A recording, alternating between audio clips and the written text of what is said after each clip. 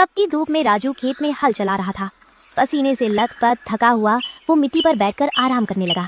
तभी अचानक गांव का मुखिया वहां आ पहुंचा। ओए राजू, काम रुका क्यों है? तेरे बाप ने कर्ज लिया था, तू नहीं चुका पाया तो तेरी हड्डियां तोड़ दूंगा। शाम तक ये खेत पूरा साफ होना चाहिए। जी मुखिया जी, बस थोड़ी देर में कर देता हूँ। मुखिया के जाते ही राजू अचानक वहीं जमीन पर गिर पड़ा। तभी उसी वक्त उसका दोस्त शिवू वहां आ पहुंचा। अरे राजू, तू तो ऐसे गिरा पड़ा है जैसे मुखिया ने तुझे यहीं खेत में गाड़ दिया हो।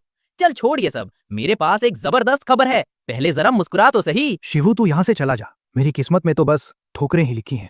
थका हारा राजू गांव के पुराने और पवित्र तालाब के किनारे जाकर बैठ गया। सूरज ढल रहा था और पानी में एक अजीब सी चमक दिखाई दे रही थी। हे ईश्वर, क्या मेरी जिंदगी ऐसे ही तानों में बीत जाएगी? न माँ है न बाप, बस ये अकेलापन। क्या मेरी किस्मत भी इस तालाब के पानी की तरह यूं ही ठहरी रहेगी?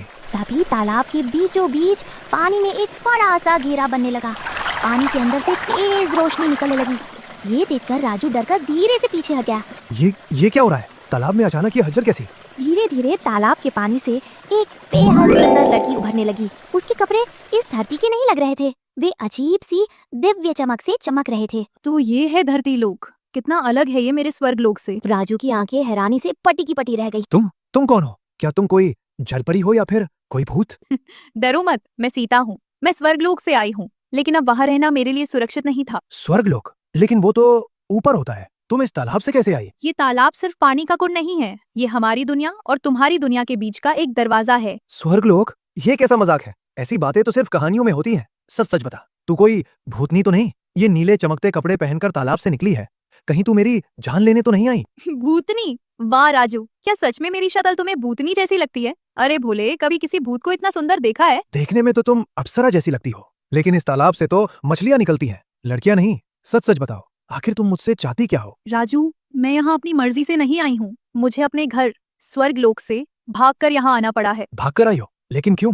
कहीं तुमने वहाँ कोई गलत काम तो नहीं कर दिया जो यहाँ छिपने आ गई हो? नहीं राजू, मैंने कोई गलत काम नहीं किया। मैं भी तुम्हारी तरह एक साधारण इंसान ही हूँ, बस मेरी दुनिया अलग है। खैर, उन बातों को अभी छोड़ो, पहले ये बताओ कि तुम्हारा ये लोक कैसा है। चलो मुझे अपना गाँव घुमाओ। ओ मैडम, ये कोई स्वर्ग वर्ग नहीं, मेरे सिर का दर्द है। वैसे ही मुखिया ने मेरी कमर तोड़ रखी है।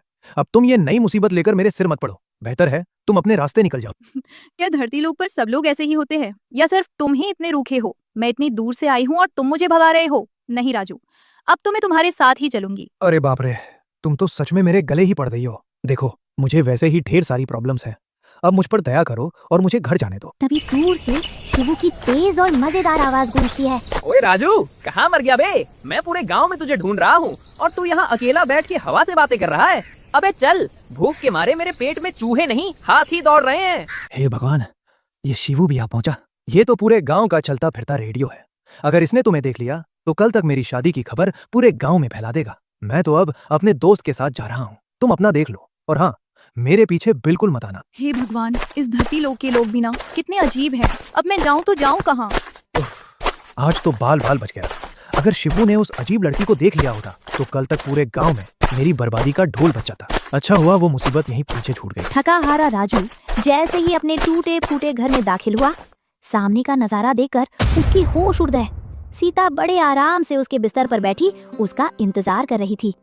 आओ आओ राजू, बड़ा समय लगा दिया आने में। मैं तो कब से तुम्हारा इंतजार कर रही हूँ। अरे तुम यहाँ कैसे पहुँच गई? मैंने तो साफ साफ कहा था कि मेरा पीछा मत करना, फिर भी तुम मेरे घर तक आ गई। ये मेरा घर है, कोई धर्मशाला नहीं जहाँ जो चाहे आकर बैठ जाए। पीछा? अरे नहीं राजू, मैंने तुम्हारा कोई पीछा नहीं किया। जरा ध्यान से देखो, मैं तो तुमसे पहले ही यहाँ पहुँचकर आराम से बैठी हूँ। तो असल में पीछा तो तुमने मेरा किया है, मैंने तुम्हारा नहीं। वाह, इसे कहते हैं उल्टा चोर कोतवाल को डांटे।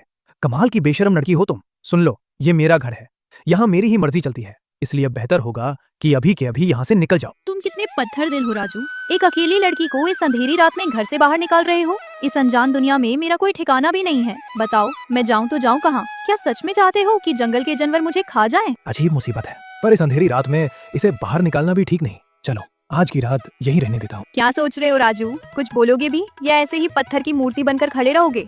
ठीक है, आज की रात रुक जाओ, पर याद रखना कल सूरज उगने से पहले तुम्हें ये जगह छोड़नी होगी।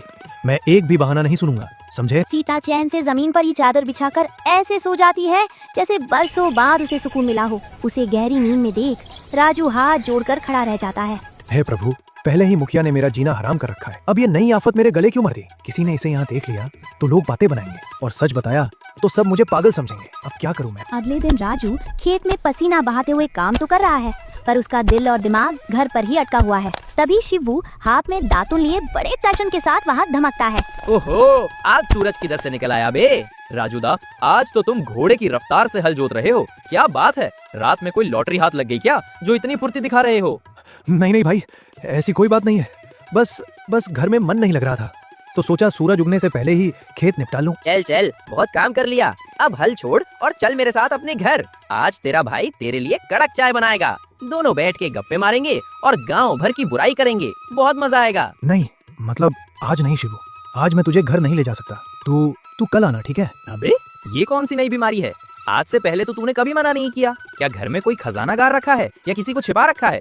सब ठीक तो है ना? हे भगवान, अब इसे कैसे समझाऊं? अगर इसे भनक लग गई कि घर में कोई लड़की है जो खुद को स्वर्ग लोक की बताती है, तो ये तो मुझे पागल खाने भिजवा देगा। और पता नहीं वो सीता अब तक वहाँ से गई भी है या नहीं, मुझे फौरन जाकर देखना होगा। अबे कहाँ खो गया? बोलना, क्या माजरा है? कुछ तो गड़बड़ है जो तू इतना सकपका रहा है। अरे भाई, मुझे अचानक याद आया कि मैं चूल्हे पर पानी चढ़ा छोड़ाया हूँ, घर जलकर राख हो जाएगा। मैं तुझे बाद में मिलता हूँ। अबे ओए, रुक तो सही, चूल्हा जलाया ही कब था तूने? अरे सुन तो, कैसा अजीब होता जा रहा है ये लड़का। राजू बिना पीछे मुड़े सर पर धर की तरफ ऐसे भागता है जैसे उसके पीछे कोई भूत पड़ा हो। राजू हाफता हुआ घर पहुंचता है और देखता है कि सीता बड़े चाव से घर का कोना कोना ऐसे चमका रही है जैसे कोई महल सजा रही हो। पूरा घर शीशे की तरह चमक रहा है। अभी तक यहीं हो? साफ कहा था ना कि सूरज उगने से पहले निकल जाना। ये सब चमक धमक दिखाने को किसने कहा? मेरी नजरों में भला बनने की जरूरत नहीं है। चलो अभी के अभी निकलो यहाँ से। इतना बिखरा हुआ घर मुझसे देखा नहीं गया, सोचा थोड़ी मदद कर दूं। तुम तो बस हर बात पर डांटना जानते हो। नहीं चाहिए तुम्हारी मदद, बस चली जाओ यहाँ से, वही मेरे लिए सबसे बड़ा एहसान होगा। राजू की तीखे बोल सुनकर सीता का चेहरा उतर जाता है, उसकी आंखों में आंसू भर आते हैं और वो सुबक सुबक कर रोने लगती है। अरे अब ये नया ड्रामा क्या है? तुम रो क्यों रही हो? चुप हो जाओ वरना कोई सुन लेगा। रो नहीं तो क्या करूं? तुम्हें किसी लड़की से बात करने की तमीज तक नहीं है। कोई अपने मेहमान पर ऐसे चिल्लाता है क्या? मैं तो बस तुम्हारी भलाई सोच रही थी। देखो बुरा मत मानो, असल में मैं बचपन से ही अकेला रहा हूँ ना, तो घर में किसी और को देखने की आदत नहीं है, इसलिए जरा चिड़चिड़ा हो जाता हूँ। अकेले? क्या तुम्हारे माता पिता तुम्हारे साथ नहीं रहते? वो कहाँ हैं? मुझे उनके बारे में कुछ नहीं पता। गांव वाले मुझे अनाथ और मनहूस कहते हैं। आज तक मैंने अपने माँ बाप की सूरत तक नहीं देखी। उदास मत हो राजू, मैं तुम्हारा दिल दुखाना नहीं चाहती। चलो ये सब छोड़ो और आज मुझे अपना धरती लोक घुमाओ। ना बाबा ना, ये आफत मोल नहीं लेनी मुझे। किसी ने तुम्हारे जैसी अप्सरा को इस बदनसीब के साथ देख लिया ना, तो पूरे गांव में भूचाल आ जाएगा, लोग जीने नहीं देंगे मुझे। वाह, बातों बातों में तुमने मेरी तारीफ भी कर दी। चलो कम से कम आज मैं तुम्हें अप्सरा तो लगी, वरना कल तक तो तुम मुझे चुड़ैल, भूतनी और पता नहीं क्या क्या समझ रहे थे। दोनों के बीच ही प्यारी नोकझोंक चली रही थी कि तभी बाहर से शिवू की तेज आवाज आती है।